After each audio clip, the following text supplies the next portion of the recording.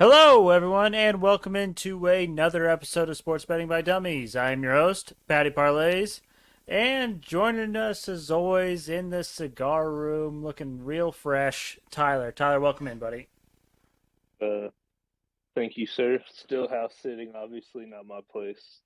Haven't had enough bets to afford a place like this yet. So We're, hopefully we're maybe, working on that. maybe after the draft on Thursday, maybe you'll be ready. I don't think I bet enough for that. And joining us as always, the tan man, the voice of God himself, Dizz. Dizz, welcome in, buddy. We missed you on Friday. Hey, thanks, Patty. Yeah, sorry I missed it on Friday. Um, it was a banger of an episode, though, and I know you boys stepped up even though I could not be in attendance. We We tried. try. We try. Yeah. All right, gentlemen. It is April 25th, which means it is the week of the NFL draft. And what Yeah. is the NFL draft without a little bit of drama? To start off, the odds on who's going to go number one overall has shifted greatly just from this weekend. The odds on favorite for most books was Aiden Hutchinson, and he was at like minus anywhere as high as minus 250 in spots.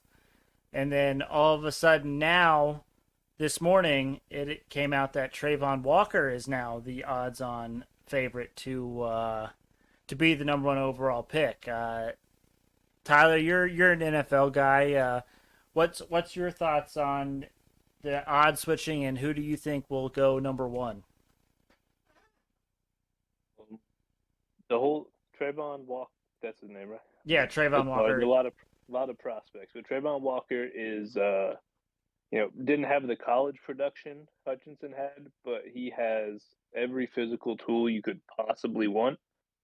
And as the draft process has gone on, Trent Baalke, the Jaguars GM, who is known for liking athletic freaks, as it's been going on, people have been kind of drawing the line. He's made some comments about Walker reminding him of a former draft pick he had on the Niners in Alden Smith, who great player, or pretty good player. Off-field issues derailed his career, but it's same story. Didn't have top-tier production, but had all the tools. So I think as it's going on, people have seen that. People are looking at Balky's statements and going, "Okay, this is his guy." Yeah, yeah. And what's interesting too, and I've heard this before, but like when it comes to the NFL draft, there's a lot of smoke screens, a lot of illusions, and the books know as much as we do. This is one of the few situations where the books doesn't have they don't have additional information or more knowledge than what we have. So a lot of times people like to make money on the draft betting just because there's a lot of like speculation, a lot of guessing, and there's some money to be made during this NFL draft. Yes, sir. I mean, me personally, looking at the books, I'm seeing two their top two offensive tackles have plus 1,600 odds to go first overall. I mean, I think that might be worth a sprinkle. Like I texted you. I mean, they got their supposed franchise quarterback first round pick first overall pick. We saw what happened when Joe Burrow got a little offensive line help, suddenly made the pretty good difference. I mean, granted, they did get a good receiver as well, Yep. but, I could see them spending that pick to invest in their offensive line. They already have a good defensive end in Josh Allen, so you never know with the draft. Like you said, money can be made. It's all guesswork because teams generally don't try to, unless it's an obvious number one pick, teams normally don't telegraph who they're taking. Well, right, and that's just it, right? This is one of the few years, at least that I can remember, where there's not a clear cut number one overall pick. And I think there's not like clear favorites in a lot of these positions. So, I think this year there's so much parity and there's a lot of question marks that this year in particular, I think a lot more crazier things will happen than what we're used to seeing. My question Yeah, was going to be, is there any chance that the Jags trade the first pick? So from what I've heard is they would like to, but there's not enough interest in doing like in taking that first overall pick because like there's no clear cut number one. So I think the Jags will end up staying at number one, but there's always the possibility. Gotcha. As someone who doesn't bet on the NFL draft often, I think I've maybe done it once before, and it was a couple years back. Are there any cool props or anything that you would recommend someone who doesn't follow the draft process bet, like number of receivers taken in the first round, or any kind of cool props that you guys were looking at? Think What? maybe we'll do a little research. I mean, my plan is do a little more research this week since it's not till Thursday. We got another episode on Wednesday. I could get back with you on. Yeah, absolutely. So we're gonna come prepared on Wednesday with all of our draft picks, if you if you will. Um, one of the ones I like to do when it comes to the NFL draft is I like to do the over under on a player's draft position. So like I know Ahmad Gardner, or some people know him as Sauce Gardner. Tyler, you were saying maybe look at taking him as a flyer for number two overall. I mean, that was just me thinking, like, they took Okuda from Ohio State a couple of years back, who was, supposed to be a good corner. Got hurt. He's coming on. I mean, this guy has all the size, all the athletic traits, and the production. Like, I think he's the second best player in the draft personally. And I mean, Lions could use somebody to play defense. If they had two shutdown corners, that could really help. Yeah, I mean, the guy did not allow a touchdown in his college career. So he has the production, the size, the skill, everything you'd want. yeah. And so he was the first person that came up when you look at player draft position, and his over under is 5.5. Sheesh. And so if you thought he was going to go number two, or even top five, you would bet the under there, and it seems like a pretty good pick, a pretty good value pick there. So, but those are the ones I like to look at. I like to look at the over under and player draft position. So that's kind of a fun one that some people can do, or you can also do the team draft specials, and like um, this one says the Colts, and I can take a bet on what the first position is that the Colts are going to draft this year. And so you got offensive lineman at plus 170 and wide receiver at plus 250 for the Colts. And honestly, What's if you wide receiver? what What's the value on wide receiver? plus 250, Wow. and Not so bad. I've been seeing a lot of mocks have George Pickens go into the Colts. who is that? Because I don't know who that is. The Georgia wide receiver who was really good but got hurt and missed most of the season. Hmm. And then you can obviously do there's picks where you can pick which every single pick of actually it's only like the first like 10, the top 10 picks, you can choose who you think's going to go in those positions. So there's odds for each of the top 10 picks. Then there's um, teams to draft Kenny Pickett, teams to draft Malik Willis. Who will the Jets pick? Who will the Giants pick? So literally, I mean, there's so many different picks when it comes to the NFL draft that if you pick and choose and find the market that you feel really comfortable about or that you think has a good chance of hitting, you can probably find good value and make good money on the draft itself.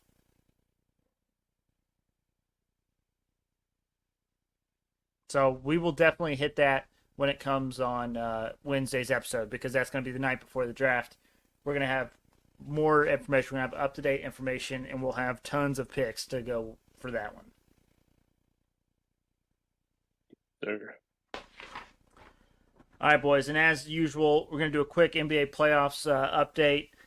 Jazz versus Mavericks, the series is tied 2-2. Game 5 is tonight. I'll be honest, I thought the Mavericks were going to run away with it with Luka back, but the Jazz did a good job of hanging in there. So that series is tied at 2-2. Game 5 tonight again. Um, any thoughts on the game tonight? I mean, nothing crazy happening here. It's not one of the most exciting series, even though it is tied 2-2. Talking Utah, Dallas, right? Yeah, With Doncic back, I mean, I have to lean Dallas this way or on this one. yeah, I yeah, mean, it's tough. yeah. I think Dallas will get it. What's the spread? 3 points, I believe. At least that was the last I saw it at. Yeah, that's what I'm seeing now, at least on the ESPN app, which uses Caesar Sportsbook. Yeah, it's three. Dallas is 3 point favorites at home. Um, then we got Raptors 76ers. So 76ers lead 3-1. Game 5 is tonight. Tyler, are you concerned at all about Embiid's thumb injury? Do you know if it's shooting hand or non-shooting hand? I believe it is non-shooting hand. I'm not super worried about a non-shooting hand injury, but I mean, I should probably verify that. I mean, with him hurt though, I don't know about 8 points. Yeah, 8 points is a lot. Um, Just a lot in general for like a playoff game. yeah, yeah, for sure. Um, now it is in Philly. The Raptors, I think Scotty Barnes is playing, but he didn't play much in the last game. But I know for sure that Fred Van Vliet is out. So that is a big deal for them. Yeah, he is pretty solid player. ESPN's power index with the Van Vliet injury has Philly with a 73% chance to win this game tonight. Yeah, yeah. So I think Philly takes care of business at home tonight. Obviously, you have Tybalt back because they're in Philly. Um, the Raptors are just overmatched here. Now, will when we get into the next series and when Embiid has to play, a bigger physical team that can maybe rough them up a bit, that's when you might run into some issues with that thumb injury and might make it tough. But he does. That is a thumb injury that is going to require surgery in the offseason. So it is somewhat of a big deal, I think. Yeah, I'd agree. Nuggets versus Warriors. Warriors lead 3 games to 1. Game 5 is Wednesday. Not much to say here. I mean, I think the Warriors end up doing it. I think Steph was kind of cold. He was 3 of 11 from three, I think, and the Nuggets still won on like at the very end of the game. So I think the Warriors will end up winning it at home on Wednesday. Yeah, I agree. I mean, Denver got their one game. It's not a sweep anymore, so they can go home at least knowing they won one game. Right. Timberwolves versus Grizzlies series tied 2-2. This seemed to be the best series going. Hopefully, this one goes 7 for us. We get a nice little round one, game 7. Those are always electric. Um, the Heat versus the Hawks. The Heat lead the series 3-1. Game 5 is tomorrow in Miami. But I believe they already announced Kyle Lowry is out. Now, the interesting thing is Lowry was out the last game, and the Heat ended up smacking the Hawks in Atlanta. Trae Young only ended up having like 8 points or something again. If the Heat can continue to lock down Trae Young, I don't think they stand a chance. I'm with you. I mean, he's their best player. He provides their scoring and playmaking both, so that's tough if he's having an off night. Yeah.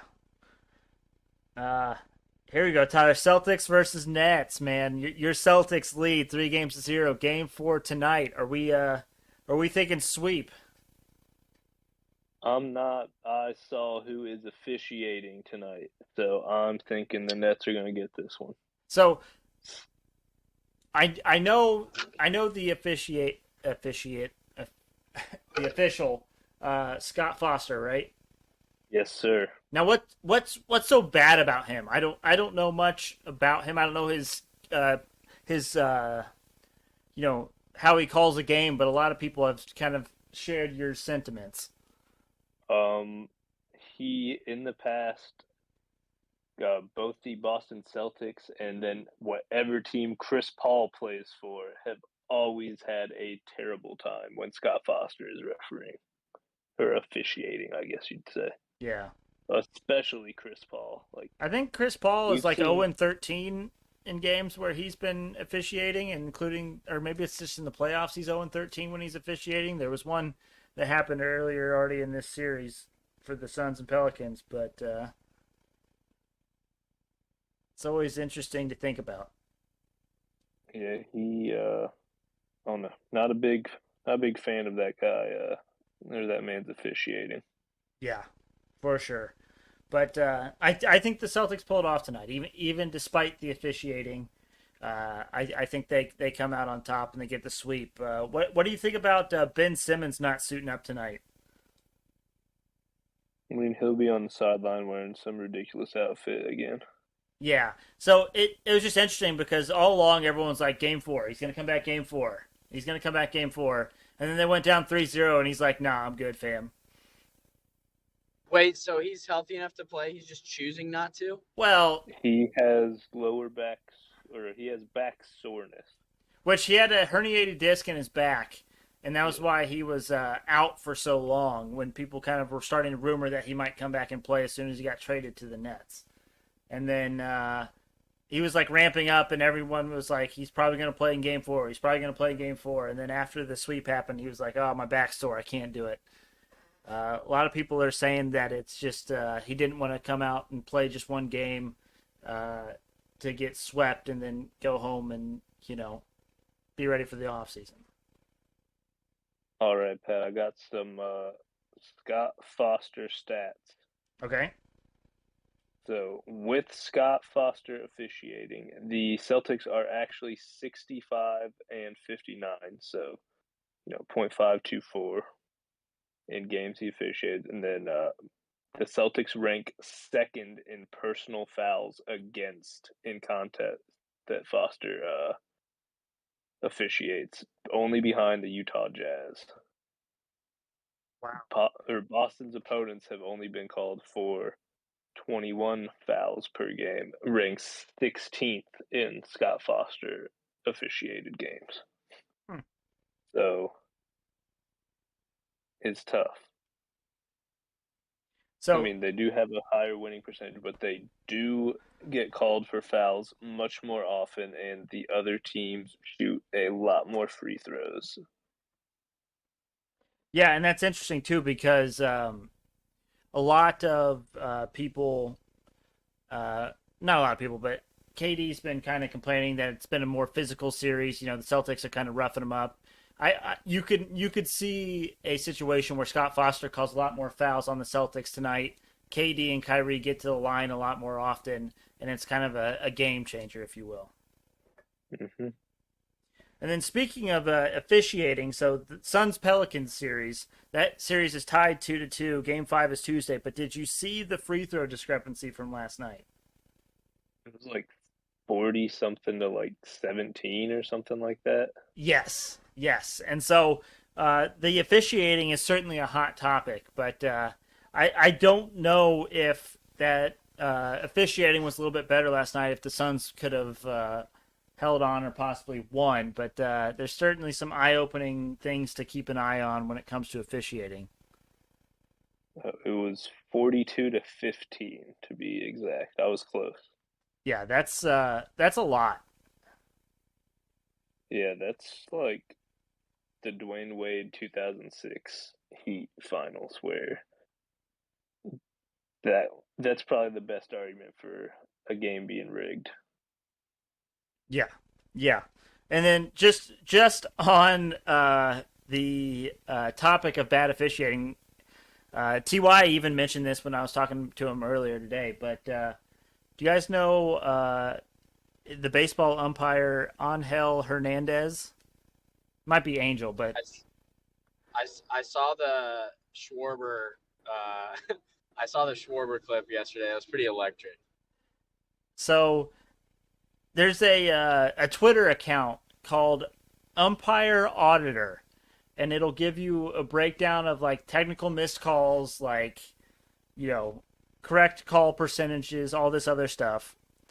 And it said that Hernandez was the lowest rated umpire on the day yesterday, missing 19 calls for a correct percentage of 85.3%.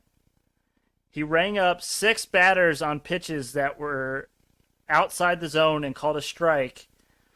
And the 1-2 Gene Segura missed inside by a season high 6.47 inches. And also, our boy Kyle Schwarber, former IU great, had a very large blow up on him at the end of the game in the bottom of the ninth, where he just went berserk and got in his face and said, "All night, you've missed this all night. How can you be this bad?" So it is certainly. It was pretty electric, I will say. It was, and it was a full count in the bottom of the ninth in a 1-0 ball game, and they rung him up on a called third strike, and that's tough. But our boy Angel, he's also well known for being not the greatest of umpires. How do we get better officiating in these games? Threatened to bring in the replacement refs again from the NFL. Well, they in baseball they've talked about having like an electronic strike zone, so that you take out the umpires calling balls and strikes. But I don't know. It's certainly tough. I mean, baseball is the most old school. Oh, sorry, Dizz. What were you saying?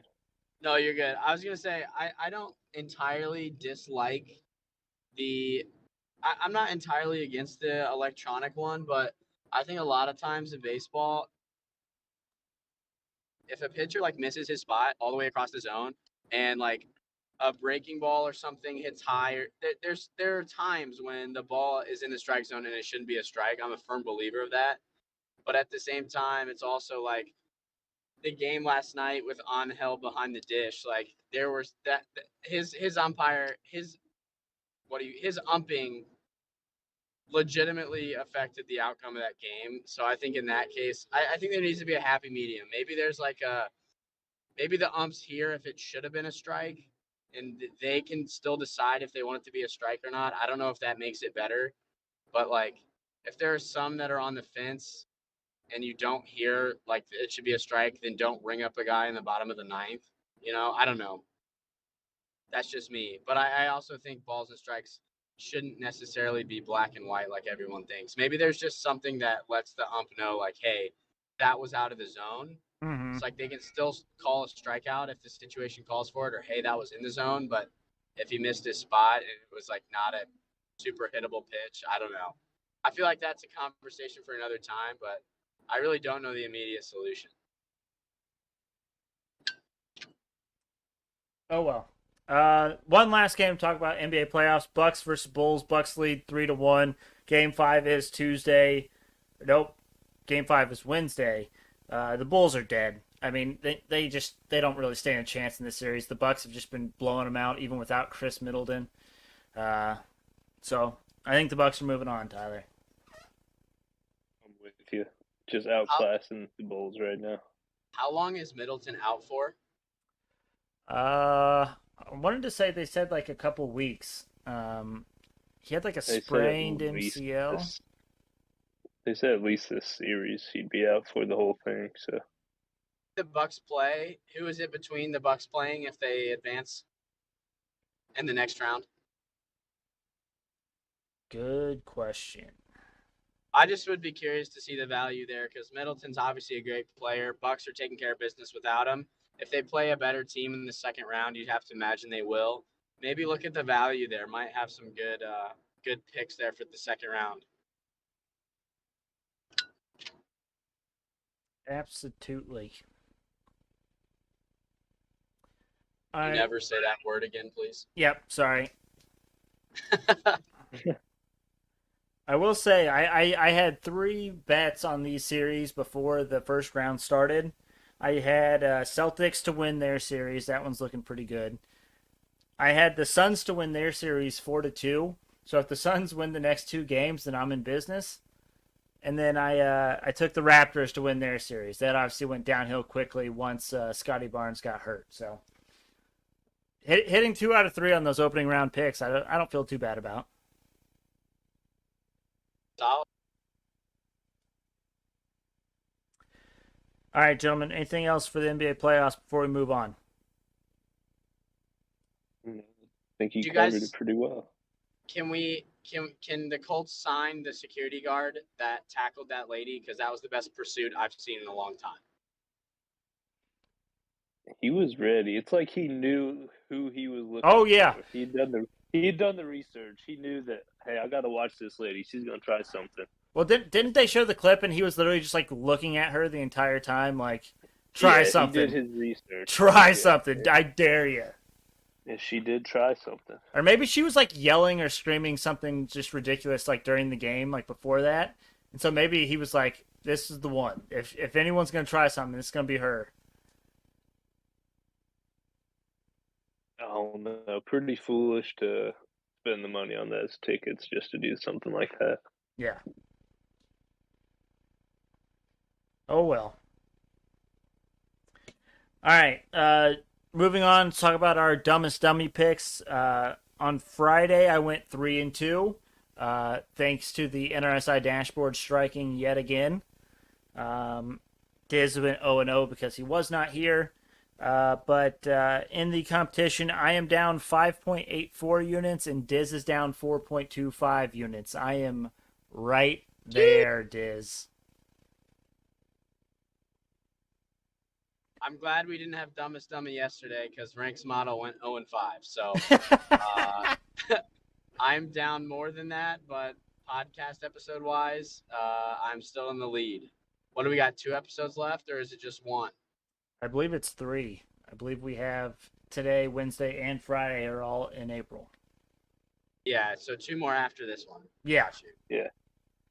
I did talk to Rank. I asked him if maybe we could get in the lab together and we could brainstorm some ideas to improve the model. So might be looking at a Rank Patty Parlays collab here coming soon. Collab we didn't know we needed. Maybe just stay away on Sundays. Well, that's certainly part of it. That is certainly part of it. Diz, do you want to grace us with your dumbest dummy picks for today? Yeah, sure thing. So I got 2 of Rank's picks. The Guardians money line against the LA Angels today. I believe that is at plus 100 even money. And then the Cardinals money line against the Mets at plus 145. So feeling a bounce back from Rankle there. And then my third one's actually an NHL parlay. I got the Panthers money line against the Bruins tonight and over 6.5. Little same game juice.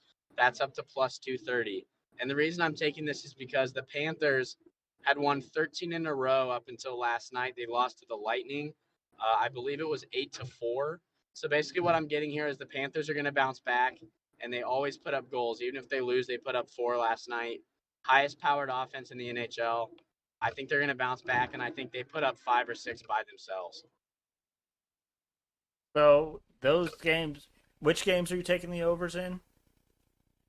It's Panthers, Bruins, parlayed with Panthers money line. Okay, so that happens tomorrow, I think. Yeah. Okay. Cool. You got anything else for us, Diz?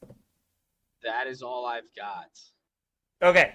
So before we get into mine, gentlemen, because mine factor into this, time for a little NRSI trivia for you. Oh, shit. Let's go. There are 4 teams this season that have only had 1 inning of them scoring in the second inning. One of them is obviously the Mets. We've talked about the Mets before. The Mets before last week were a team that hadn't scored in the second inning. They had 1 game where they scored in the second inning, so I'll give you the one. The Mets are 1. There are 3 other teams that have only scored in 1 second inning this season. Do you guys have guesses as to what any of those teams are? I'll take 3 guesses. I'm hoping to get 1. Okay. Reds, Rays, Diamondbacks. All are wrong. Tyler, do you have any guesses? Well, I mean, I'm gonna continue off last time you asked us and go with the Mets. Well, not including the Mets. Other than the No, Mets. Yeah, the no, Mets I the wasn't Mets were listening. one of them. Hmm. Give me the Guardians because I don't really know baseball. Decent guess. Decent guess. The Guardians are 13-3 on the season as far as the NRSIs go. The Reds are actually 14-2 as far as the NRSIs go, so not a bad guess either there. But the three teams other than the Mets that have only scored in 1 second inning this season are the Phillies, the Rockies, and the Royals. Now, gentlemen, two of these teams play each other tonight, and that is the Rockies and the Phillies. And you can actually get this NRSI at minus 115 value. There is absolutely no reason to not take that NRSI tonight if you are to pick one that you are going to take. So that is one of my dumbest dummy bets, the Rockies Phillies no run second inning. I love it. I love it. Is that a 7 o'clock or later game? Am I going to be able to bet this tonight? I believe so. Hell yeah, I'm going to add it to the slip. Let me make sure. I don't want to tell you. I hope I didn't tell you false information here. Yes. Well, Rockies Phillies Dizz starts at 6:45, so you're gonna make sure you want to get home, get that in quick. Sir, yes, sir. The other two NRSIs I'm taking the Mets and the Cardinals, and I'm taking the Guardians and the Angels. Now there is one other bet that I am taking tonight. And this one's the juicy one, fellas. I am taking the Texas Rangers second inning result at plus 370. Now, what does that mean? That means the Rangers have to score more runs than the team they are playing, which is the Houston Astros, in the second inning. A tie, and I lose this bet. That's why it's at plus 370. So the Rangers have to score more runs in the second inning than the Astros do. Now, why did I go with this? The Astros are 14-2 on the season in no-run second innings. So that's pretty good in favor of them not scoring in the second inning. The Rangers are the second lowest team in terms of no-run second innings this season behind the Giants, and they are 7-8. So they are at a 46% clip as far as yes run second innings go. So they're one of the teams that score the most runs in the second inning in the league this season. So I'm hoping to get some good value and hit a pretty good bet there with the Rangers second inning result at plus 370. Like the value. Oh yeah. And if that hits, Diz, it's a quick watch too. And if that hits, Diz, you're in trouble. That is correct. But hey, I'll find a way to bounce back. But hey, I'm still in the lead, so I'll keep my lead. But I hope that hits for you, and I still win because I'm feeling good about my bets tonight as well. Alrighty. Group best bets time. We went 2-1 on Friday without Dizz, so pretty good. As a group, we are still down 5.94 units, so we need a really good week from us this week here, boys. There's not a lot to bet on tonight. Anything that's catching you guys' fancy. I have one surefire that I absolutely love. The only one that I loved is Panthers money line alone, which is minus 130. Not a lot of juice, but it's in the range, and that is tomorrow night. So I don't know how you guys feel about that. Does it have to be tonight? No, it just has to be before next episode. There was an episode I think you were missing on the Friday episode again, and we chose a game that was happening on Saturday. So we can definitely go with the Panthers money line tomorrow if Tyler agrees. I'm with it. Well, you can't even bet it yet on FanDuel, but we will. We will go Panthers money line. The one bet that I really love tonight is actually in the Major League Baseball, and it is the San Francisco Giants first half plus a half a run at plus 116. There is zero reasons that the Giants should be the underdogs in this matchup. and the fact that we can get them at plus a half a run in the first 5 and get them at plus value, I think is too good to pass up. I'm all right with it. Is it a little too good to be true? Or are we missing something? Nope. Nope. All right. Confident about that. I'll ride it.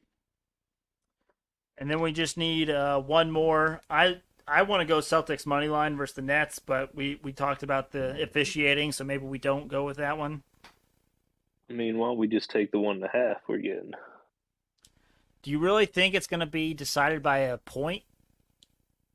I guess it could be. I'm okay with Celtics 1.5. I mean, like a last second, like, 3-pointer or something that causes it to be 1.5. Just look at game 1. Right. Game 1 was 1 point. Yeah. It's very true. And if he misses that layup, then it's... How much value do we lose that? Yeah. How much value are we losing by taking the money line? 2 cents. Not actually, it's like 12 cents, but still, who's counting? Not enough I think, to sway us away from taking the Celtics plus 1.5. I mean, if it doesn't really change the value that much, might as well take the point. I agree.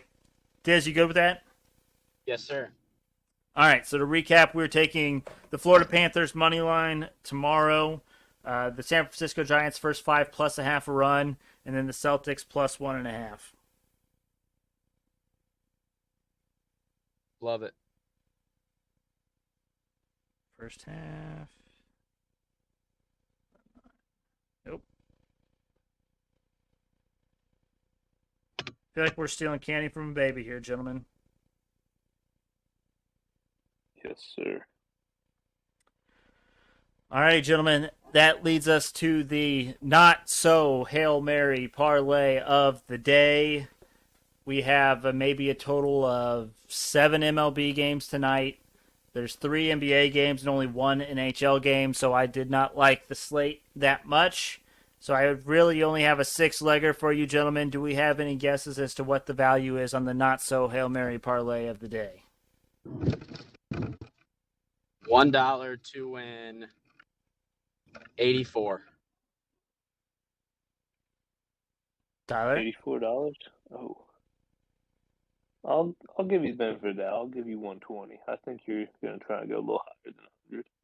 It is $1 to win $69.03. Nice. Nice. So in the MLB, I got Giants first 5 money line versus the Brewers, Guardians first 5 money line versus the Angels, and then Dodgers Diamondbacks first 5 under 4.5 runs. And then in the NBA, I took Celtics money line versus the Nets, 76ers -8 versus the Raptors, and Mavericks -3 versus the Jazz.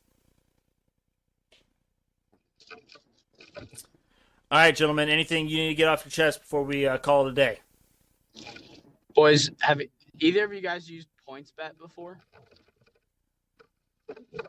I have not personally. Okay, so You're not going to let Tyler answer? No, I was going to say my coworker has highly recommended it to me, but I think what he says is what you're going to say, so I'll let you go. So my coworker Doug, shout out Doug. Shout out Doug. He joined PointsBet and had a couple free bets, so he took Rank's model and he was up a couple because he put a 50 bomb on the Tigers on Thursday, I believe, and that one hit for him. And then he told me about points betting, which is a thing that's exclusively on PointsBet, where you bet the spread, and however much you win or lose by, it multiplies your bet. So he had one this weekend where he took, I think it was Brooklyn -5, and they lost by 11. Mm-hmm. So he lost, and he put $2 on it, so he lost $32 because his spread missed by 16 points. But it goes the other way as well. So if he would have taken the Celtics +5, he would have won $32. And I was thinking it might just be fun if I just have one points bet per week and we announce it on the show, like Dizz's points bet of the week, and share the results. I just think that'd be electric. Like one game I'm going to watch or one game that I'm really liking each week, and we can track how much I'm up or down. Hey, I don't hate it at all. I feel like that points bet would benefit me when I am betting these 30 30-plus point victories, but I'm like, I know they're going to cover the spread. I think they're going to win by 20 points over the spread. So, but I do like that, Diz. We can definitely do that if you're interested. Yeah, I'm interested. I'll keep you guys posted if I deposit some in there, and may have a couple free bets to start that we'll announce as well. So I'll keep you guys posted. But I was curious if you guys had done that before.